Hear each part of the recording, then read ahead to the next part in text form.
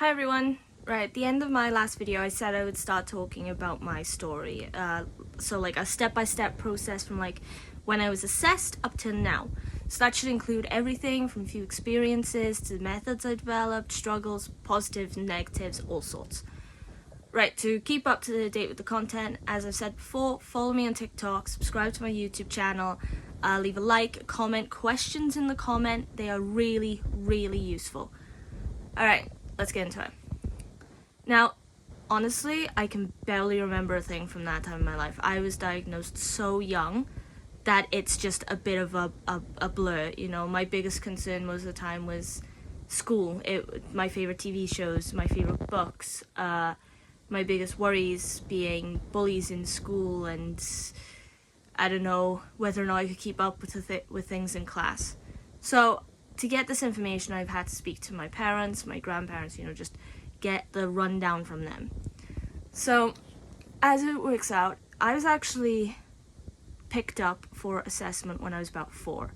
And how it started was I went to see the health visitor with my mother, and we were just supposed to be there to get measurements, all my measurements, my weight, check up on me physically. And when we were in her office, all I would do is I would be running around everywhere. I'd be swinging on the chairs, I'd be in the drawers, I'd be talking non-stop, I'd be across the room, and it was just constant.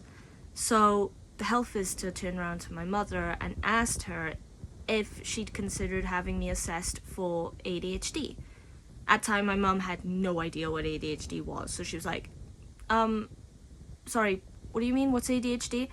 And the woman told her it was attention deficit hyperactivity disorder, because, as my mum phrased it, the woman described me as being very busy, and every time she'd seen me I was very busy, and this was when I was 4. So at the time you could get referrals for assessment straight from the doctor, so that's what she did. The health visitor, she referred me to a thing called CAMS, which is like a service for diagnoses like this. And then after that, CAMS got in touch with my mum, and then they started putting me through the assessment process for ADHD. It took about a year for me to get my referral properly, like, what's the word I'm looking for, processed. And then after that, my mum had to take me to this place called Triavad, which all the kids or people kind of locally where I live who were on the assessment for ADHD would go there, and it was a place that they could assess you, then give you your official diagnosis, provide you with medication, support, counselling, anything you might need as you go through your journey growing up with ADHD. And understanding yourself better, which is good, because, I don't know, if I hadn't been diagnosed as early as I was, I think the struggles I'd have faced would be a lot worse. So I'm actually really glad, you know. So in Triavad though, we were put into this sort of like school environment, like every Monday for a couple hours, with a bunch of other parents and their kids who were all in the same assessment as me. And then 5 separate psychologists would be there to observe how we interacted with each other, how we behaved, how we interacted with our parents. And then through our behaviour in this sort of school setting, they would then decide if they thought we had ADHD, if we could be officially diagnosed with ADHD. So, and that lasted, by the way, for like 10 weeks, okay? So it was a lot to go through. And I do kind of remember the classes a little bit, the school setting. I remember there was this like kitchen setup I was obsessed with, but it was like, I have OCD as well, so with the kitchen setup, it wasn't just I'd pretend to make food. I'd have to put everything away neatly and colour code it and that kind of thing. Another thing with autism is you tend to be quite drawn to specific things that grab your attention. For example, like colours. It's like my 2 youngest brothers.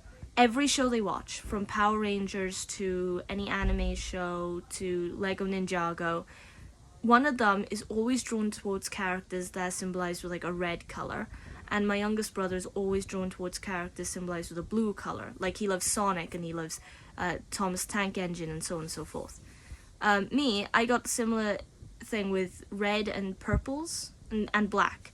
So I remember there was this one like instant where me and another kid had a massive argument because one of us really wanted the red chair at the picnic table and the other one wanted it too, and it turned into a massive sort of argument between the two of us where no one could really control us, and both our parents had to be explained to by the separate psychologists, how to address the situation, how to set boundaries. And I do remember that. I don't know why that bit stands out so much to me, but it does. Maybe it's because it's red.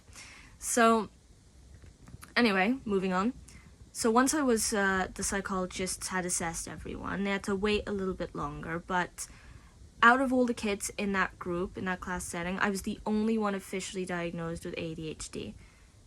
Now, it's very common with kids, especially young kids, that they may be exhibiting characteristics that could mean that they have ADHD, and then that could be mistaken, though, for them just being a misbehaved kid, which isn't the case. You have to look really carefully. There is a sort of structure with if you're concerned that maybe your kid or younger sibling has ADHD, because there are certain behaviors that are consistent, and if they have those, then they can go and be assessed. Today it's a little bit more difficult to get assessed, probably because there's more people noticing these kinds of characteristics in themselves at a later age, so they're going through it now, and it's just kind of made the list longer.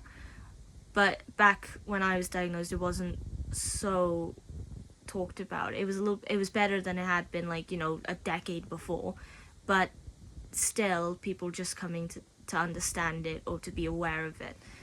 So within after those 10 weeks, though, I was the only person diagnosed with ADHD. However, I wasn't really officially diagnosed, and I didn't get my official appointment for diagnosis until I was closer to the age of 7.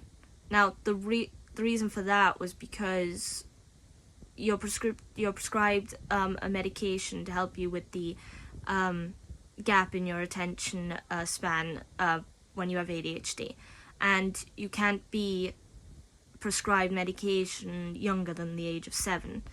So because I'd have to have it straight away, they waited purposely till I was closer, and it was just before my 7th birthday that I got the official diagnosis and the official appointment to be prescribed medication and everything for my ADHD.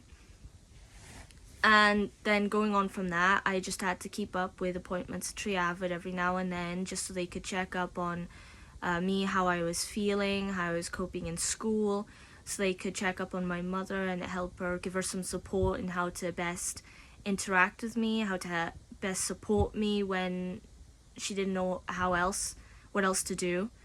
Because, I'll be honest, I was very, very, other than being hyper, I could be a bit of a brat, and so the idea is to have to help my mother see why these behaviors, why I was enacting these behaviors, and how best to support me and how best to cope with it herself. So, and over time, she became very, very invested in finding out all she could about ADHD and autism, which is the reason why I know so much, because she's the one who's been there explaining it to me, so I can go, oh, right, so that's, okay, I get it now. And it didn't make me feel so out of place or uncontrollable within myself, I mean. So, however, going up a bit more from that, I started exhibiting in school some behaviors, or Triavid started picking up on some behaviors and characteristics I was portraying that wasn't typically under the ADHD radar. They were a bit different, or sometimes a little conflicting with characteristics common with ADHD. And that was when they started thinking I might have autism, and I started on the pathway for that.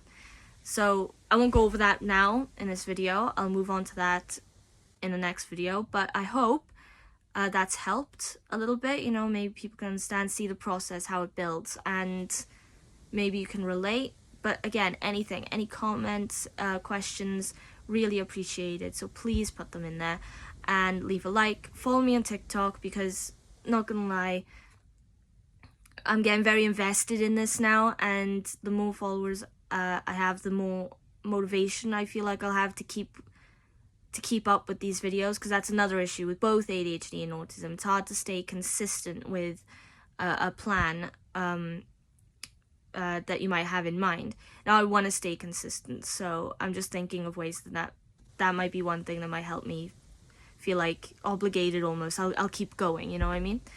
And yeah, subscribe to my YouTube channel as well. I'll put more videos up there, and I'll see you in the next video. Right, bye.